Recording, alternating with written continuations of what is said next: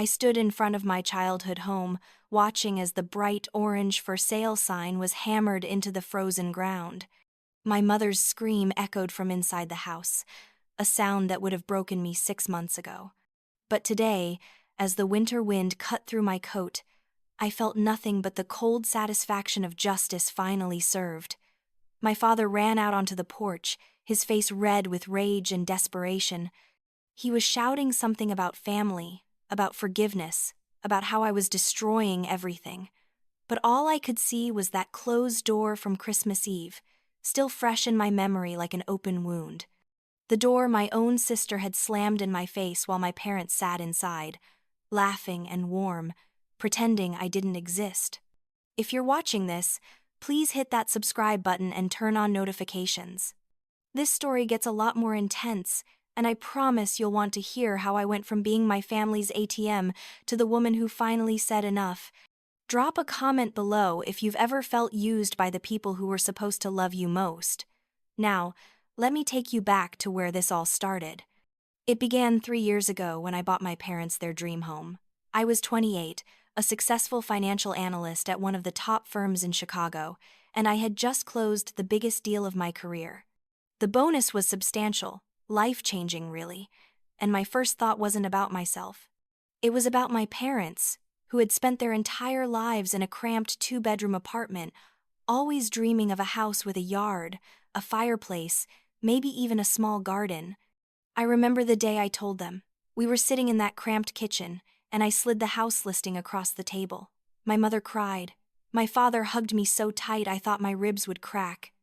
They kept saying I was their angel, their blessing, the daughter who had made all their sacrifices worthwhile. Serafina, my older sister, was there too.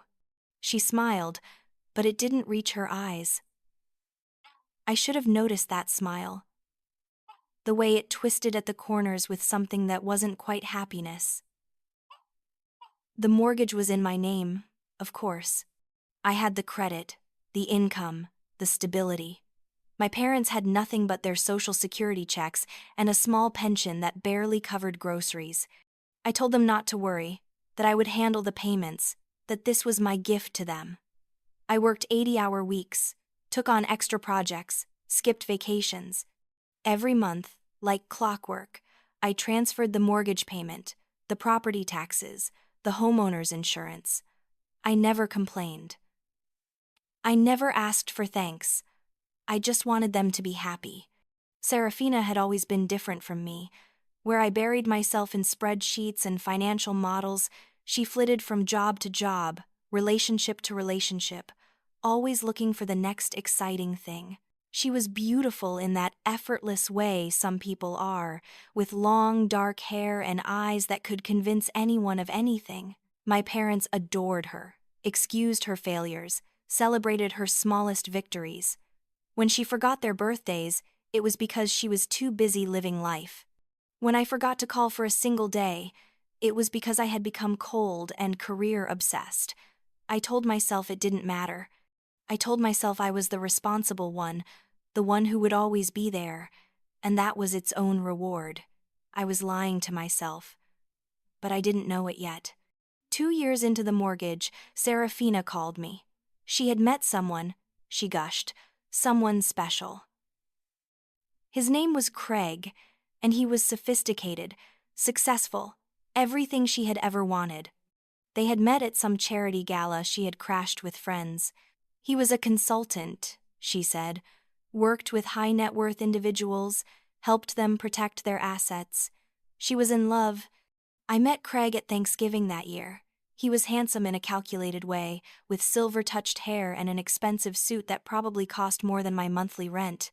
He had a firm handshake and a smile that showed too many teeth. Throughout dinner, he asked questions. So many questions. About my job, my income, my investments. He was particularly interested when my father mentioned, with obvious pride, that I had bought them the house. Craig leaned forward, his eyes bright with what I mistook for genuine interest.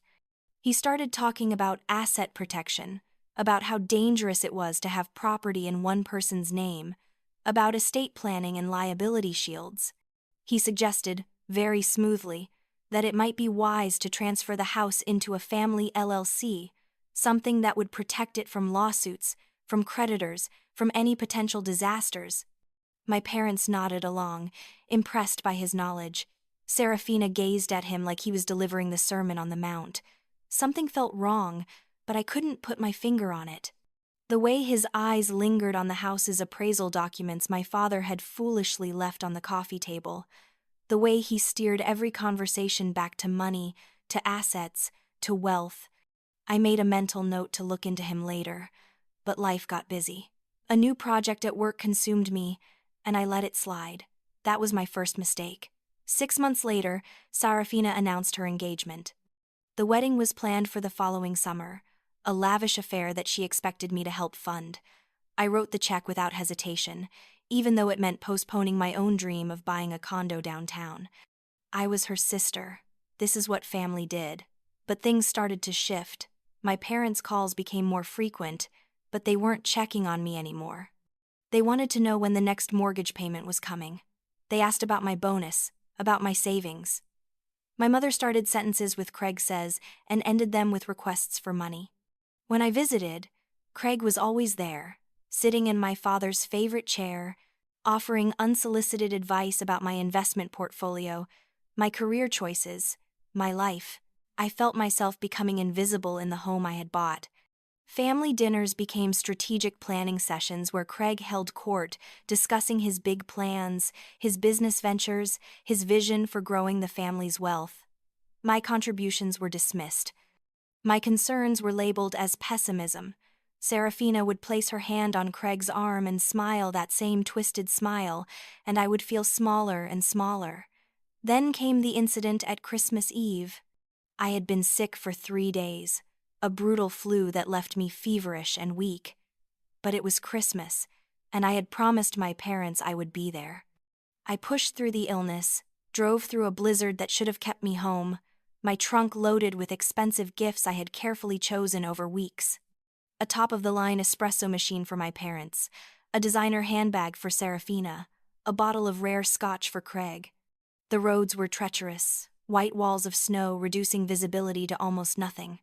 My fever spiked during the drive, and I had to pull over twice to compose myself, but I made it. I parked on the street because the driveway was full of cars I didn't recognize. The house was ablaze with light, music, and laughter pouring from every window. I could see shadows moving inside, the Christmas tree twinkling in the front window. My chest filled with warmth despite the cold and the illness. I was home. I knocked on the door, my arms full of presents, my smile genuine despite feeling like death. Serafina opened the door, but only a crack. Her face appeared in the narrow opening, and for a moment, I didn't recognize the expression she wore. It was panic mixed with something darker, something that looked almost like satisfaction. "Are you here for the dinner?" she said, her voice flat. "It's family only tonight." I laughed, thinking she was joking. "I'm family," I said, trying to push past her gently. "I brought gifts." Her arms shot out, blocking the doorway. Her voice dropped low, "Meant only for me. This is an intimate family gathering, Tessa. Direct family. You're not really part of this anymore." The words didn't make sense at first. I stood there, snowflakes catching in my hair, fever making everything feel surreal. "What are you talking about?" I asked. "I'm your sister. Craig and I are starting our own family now," she said, her words clipped and rehearsed like she had practiced them. "We need to focus on our immediate circle. You've always been so independent, so focused on your career. We figured you wouldn't mind." Behind her, I could hear my father's laugh, deep and full, my mother's voice, bright with happiness. I could smell the roast, the cinnamon from the cookies we used to bake together. Everything I had driven through a blizzard for, everything I had pushed past illness for, was happening behind that door, without me. But the house... I started, my voice breaking. "I pay for this house." Serafina's eyes hardened. "And we're very grateful for that," she said. "The payment is due on the 5th, by the way. Don't forget." Then she stepped back and closed the door in my face. I heard the lock click. That sound, that simple mechanical click, was the loudest thing I had ever heard. I stood there for what might have been seconds or hours, the snow falling heavier now, the gifts growing heavy in my arms. Through the window, I could see them all sitting down to dinner. Craig at the head of the table, my father's spot, Serafina beside him, radiant. My parents, smiling and passing dishes. Not one of them looked toward the door. Not one of them wondered where I was. I walked back to my car like a zombie. I placed the gifts carefully on the passenger seat, each one a little monument to my stupidity. I drove home in silence, my phone buzzing with a cheerful text from my mother. "Merry Christmas, sweetheart. Sorry you couldn't make it. Next time." I made it to my apartment before I collapsed. The flu that I had been fighting crashed over me like a wave, pulling me under. I spent the next 3 days in bed, delirious with fever. My phone turned off, my mind cycling through that moment at the door over and over again. But something happened in that delirium. Through the fog of illness, memories started surfacing. Things I had ignored, dismissed, rationalized away. Craig's questions at Thanksgiving, too detailed, too focused. The way he had maneuvered to always be present during family gatherings. The sudden interest my parents had in transferring the house title. Serafina's increasing coldness toward me, starting right around the time Craig appeared. When I finally emerged from the illness on the 27th, I wasn't the same person who had knocked on that door. The hurt was still there, a physical ache in my chest, but it was wrapped in something harder now, something clear and cold and absolutely certain. My phone had dozens of messages. Most were from my mother, asking about the mortgage payment due in a week. Not one asked how I was feeling. Not one mentioned Christmas Eve. There was one from Serafina, too. "We should talk about your financial commitment to the family home. Craig has some ideas about restructuring."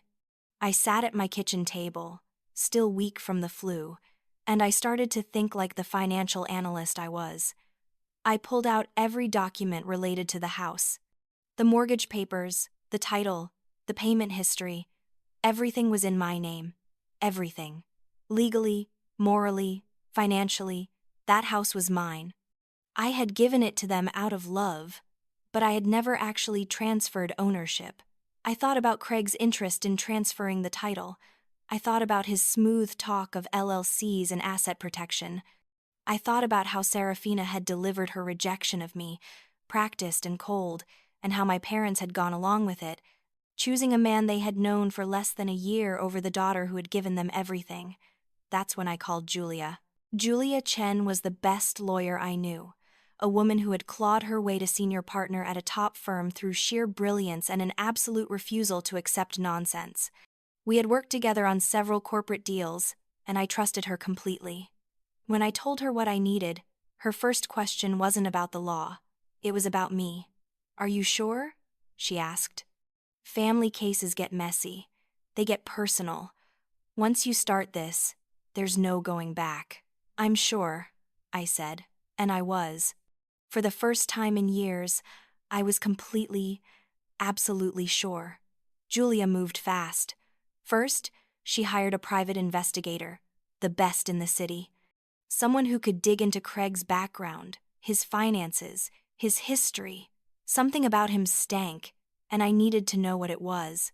Then, she started the paperwork for foreclosure proceedings.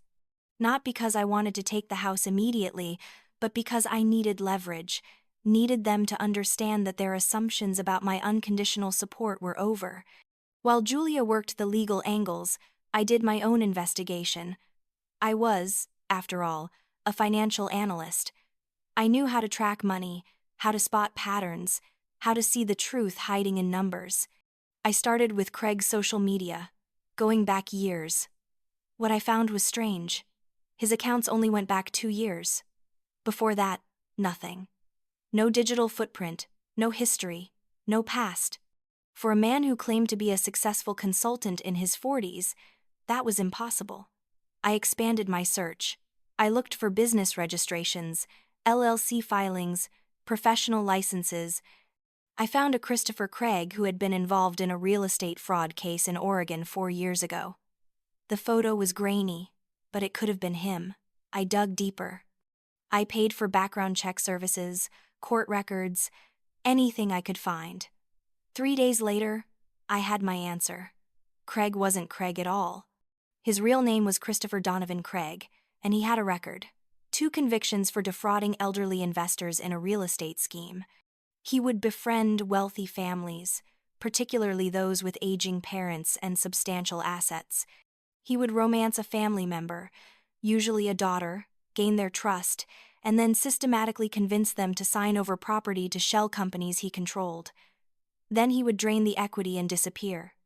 The pattern was textbook: the elaborate backstory, the focus on asset protection, the push to restructure ownership. He had done this before, multiple times, and now he was doing it to my family. The private investigator's report arrived on New Year's Eve, and it was even worse than I had imagined. Craig and Serafina had already filed a joint business loan application, listing my parents' house as collateral. The house they didn't own, the house I owned. They were committing loan fraud, and either Serafina knew and was complicit, or Craig was setting her up to take the fall too. I sat in my apartment that night, the city celebrating outside my windows, and I felt something I had never felt before. Not just anger, not just hurt, but a cold, crystalline clarity. They had used me, discarded me, and now they were trying to steal from me, and I was going to stop them. On January 2nd, my phone rang. It was my mother, her voice syrupy sweet. "Happy New Year, darling. Listen, Craig had a wonderful idea. He thinks we should all sit down and discuss the house situation. He has some proposals that could really benefit everyone." "I bet he does," I said, my voice neutral. "A family meeting sounds perfect. How about we do it at my lawyer's office? She has a beautiful conference room, very professional. This Friday at 10. There was a pause. "Your lawyer," my mother said, uncertainty creeping into her voice. "Why do we need a lawyer?" "Because we're going to be discussing legal documents, Mom," I said. "Property transfers, financial agreements, these things should be done properly. Tell Serafina and Craig. 10 a.m. sharp. Julia will send you the address." I hung up before she could respond. The days leading up to that meeting were the longest of my life. I rehearsed what I would say, how I would present the evidence. Julia advised me to stay calm, to let the facts speak for themselves, but she also prepared for every contingency, every possible response. She was a warrior going into battle, and I was grateful to have her on my side. Friday morning arrived cold and bright. The kind of winter day where everything seems sharp-edged and clear. I dressed in my best suit, the one I wore to close major deals. Armor, I called it. Julia met me in the lobby of her building, and we rode the elevator to the 20th floor in silence. They were already there when we arrived. My parents looked uncomfortable in the sleek conference room with its floor-to-ceiling windows overlooking the city. Serafina wore a designer dress I'm sure Craig had bought her, and she clutched his arm like a lifeline. Craig himself looked perfectly at ease, his leather briefcase on the table, his smile confident. He stood when I entered, extending his hand. "Tessa, so good of you to arrange this. I've been looking forward to a real conversation about maximizing the family's assets." I didn't take his hand. I sat down across from him, and Julia sat beside me, placing a thick folder on the table between us. "Let's get started," I said.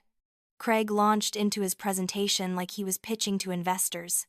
He had charts, projections, explanations of how transferring the house to a family LLC would protect everyone, create tax advantages, build generational wealth.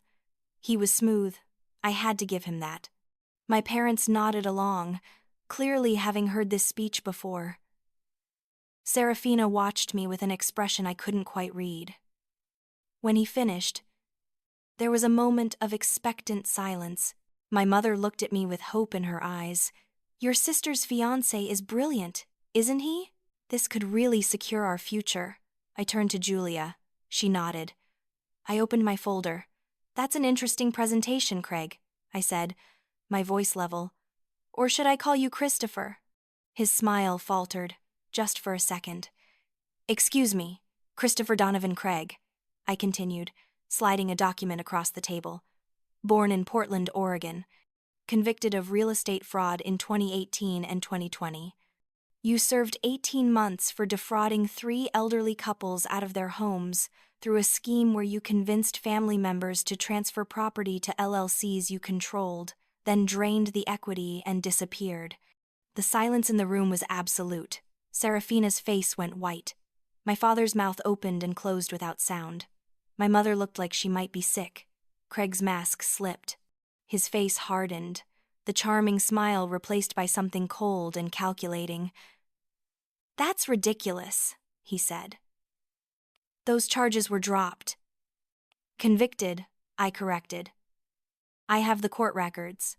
I also have statements from your victims, including Mr. Alan Harris from Portland. Julia, would you mind?" Julia pressed a button on the conference phone. A voice filled the room, elderly and shaking but determined. "My name is Alan Harris.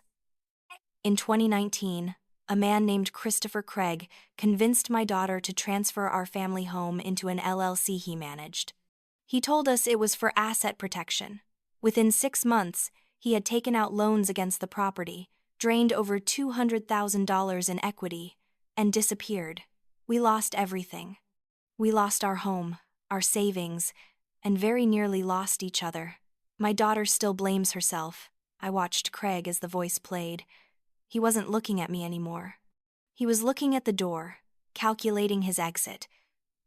"But here's where it gets really interesting," I said, pulling out another document. "You and my sister filed for a business loan 3 weeks ago. You listed my parents' house, the house that I own, as collateral for a $200,000 loan. That's loan fraud, Christopher. That's also wire fraud. Federal crimes." Serafina finally spoke, her voice barely a whisper. "Tessa, I didn't know. He said it was just paperwork, that it was normal." I turned to my sister, and for a moment, I saw her clearly.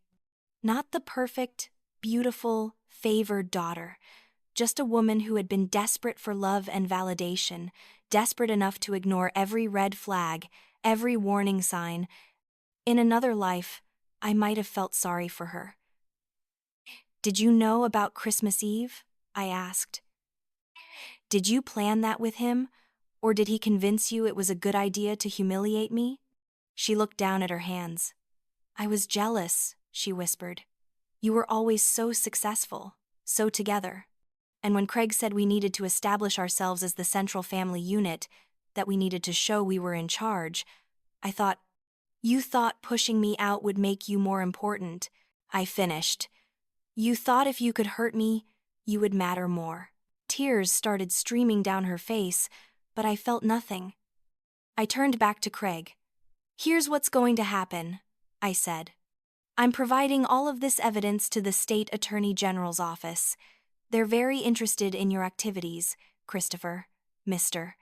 Harris has already filed a complaint, and with this new evidence of fraud in a different state, they're building a pattern case against you.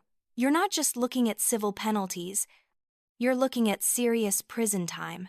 Craig stood abruptly, his chair scraping against the floor.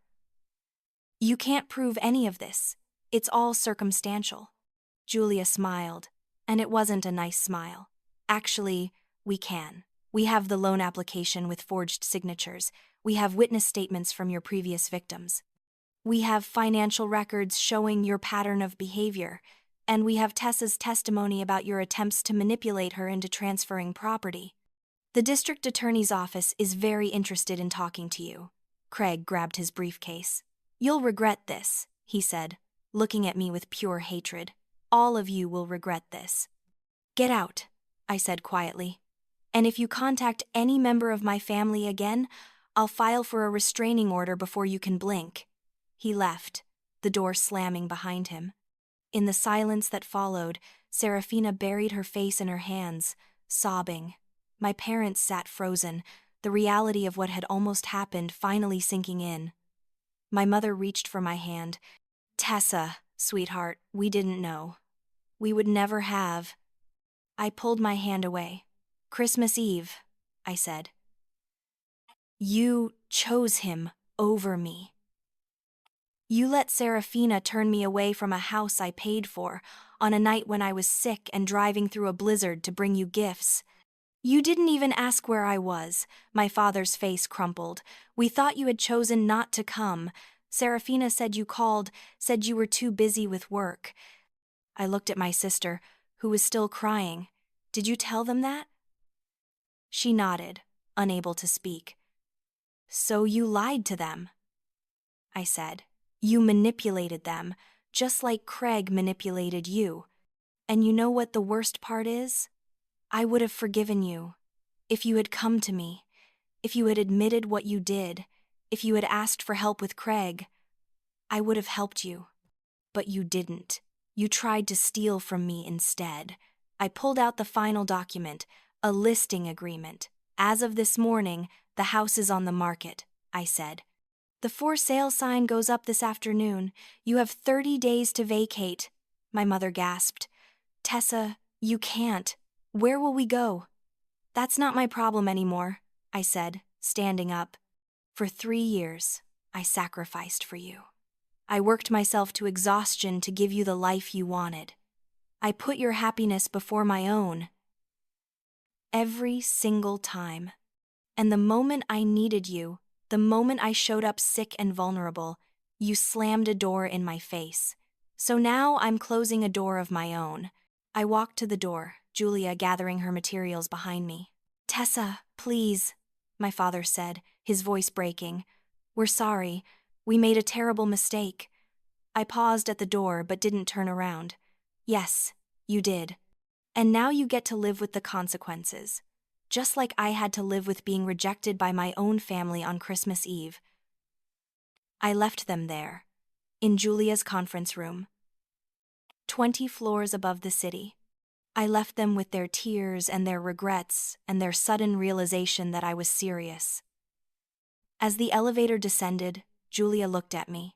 How do you feel? She asked. Free, I said, and I meant it. The next weeks were a blur of legal activity. Craig was arrested trying to leave the state.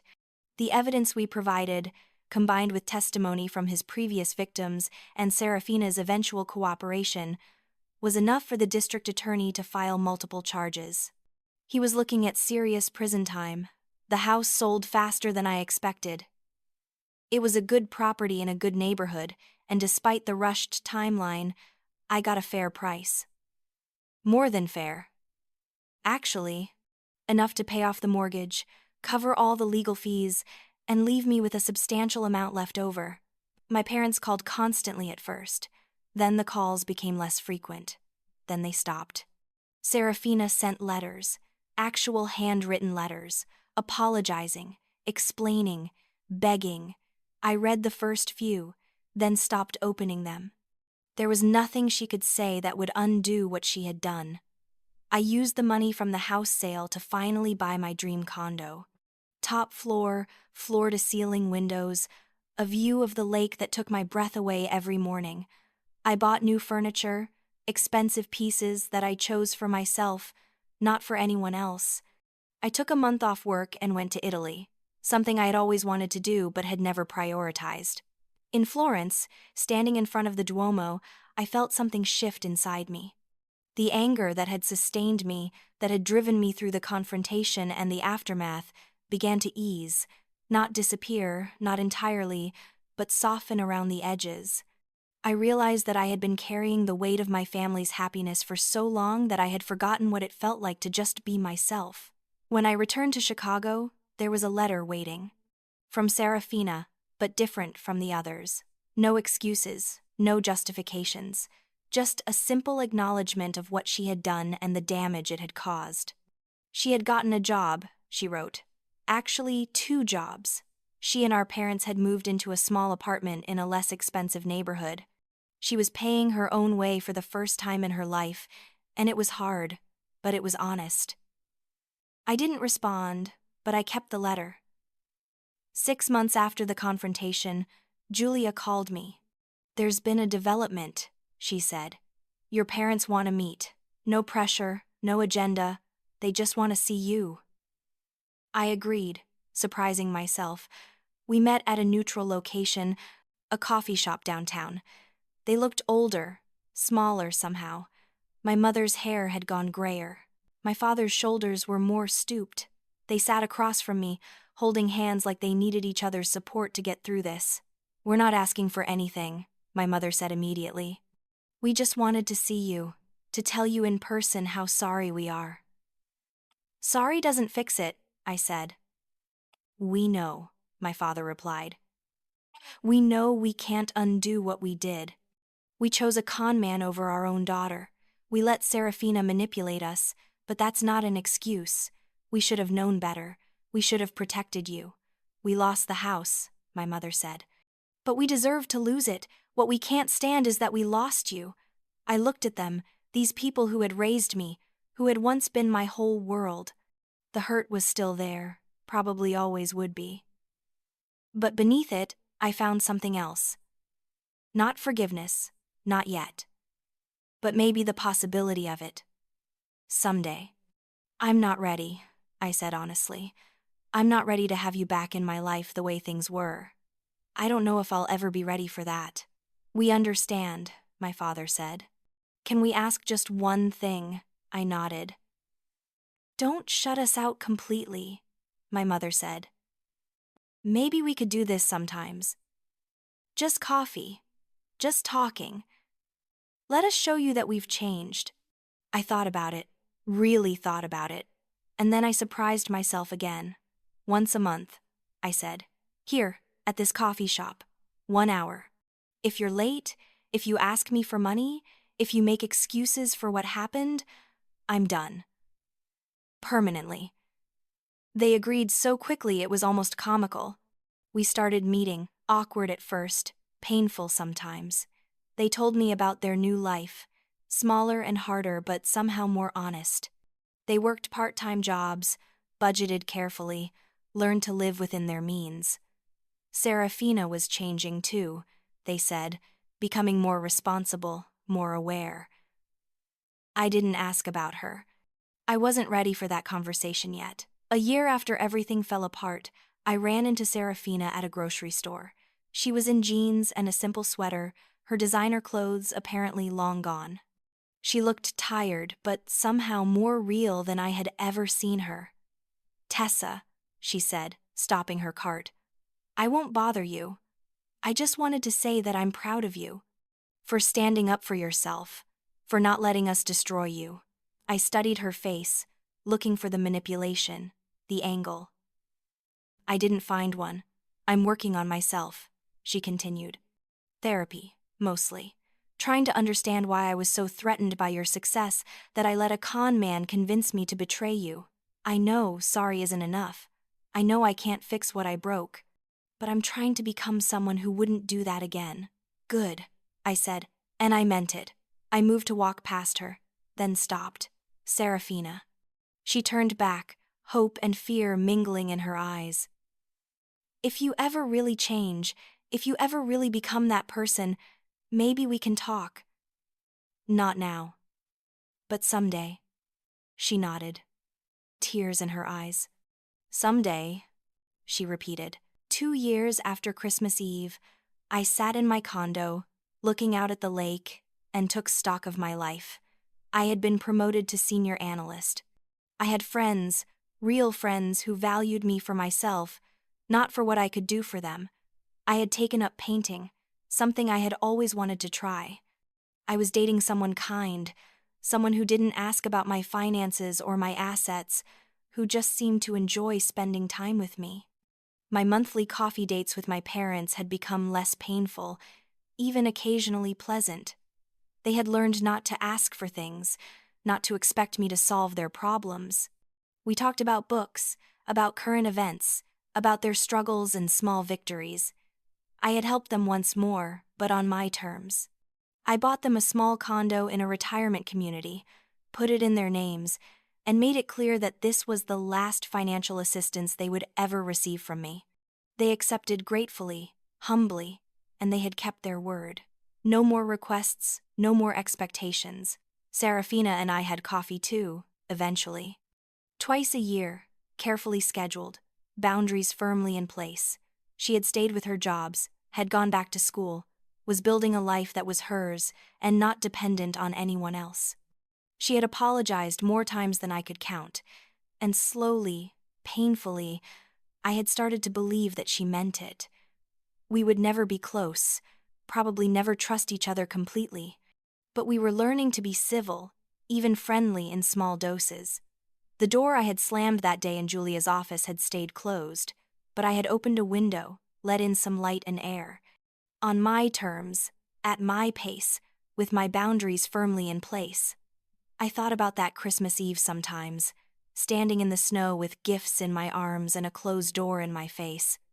It still hurt, probably always would, but it had also been a gift in its own strange way. It had shown me who I was when I stopped trying to be who everyone else needed me to be. It had taught me that love without respect isn't love at all. It had forced me to choose myself, maybe for the first time in my life. I had lost my family that night, or at least the version of my family I had been desperately trying to maintain. But I had found something better. I had found myself. I had learned that being kind doesn't mean being a doormat, that generosity loses its meaning when it's taken for granted, that you can't make people love you the way you deserve to be loved, but you can refuse to accept less than you deserve. The real revenge wasn't selling the house or exposing Craig, though both of those had their own satisfaction. The real revenge was building a life so good, so genuinely fulfilling, that their rejection of me had freed me instead of destroying me. The real revenge was being happy. Sometimes the best thing you can do for people who take you for granted is to stop being available to be taken. Sometimes the most loving thing you can do is walk away. And sometimes, if you're very lucky and everyone involved is willing to do the hard work, walking away doesn't have to be permanent. It can be the first step towards something healthier, something real. I stood up from my chair, stretched, and looked at the painting I had been working on, the view from my window, the lake stretching out blue and endless. I wasn't the best artist, but I was learning. I was trying. I was giving myself the same patience and grace I had always given others, but never myself. My phone buzzed. A text from my mother. Looking forward to coffee on Thursday. We have something exciting to share. No money involved, I promise. I smiled and typed back. See you then. It wasn't the family I had imagined having.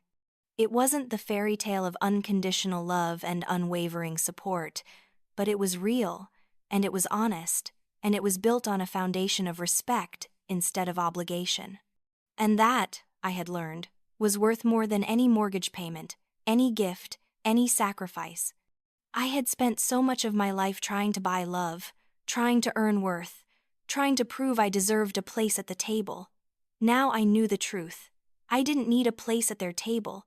I had built my own table, and only people who treated me with respect and genuine care were invited to sit there.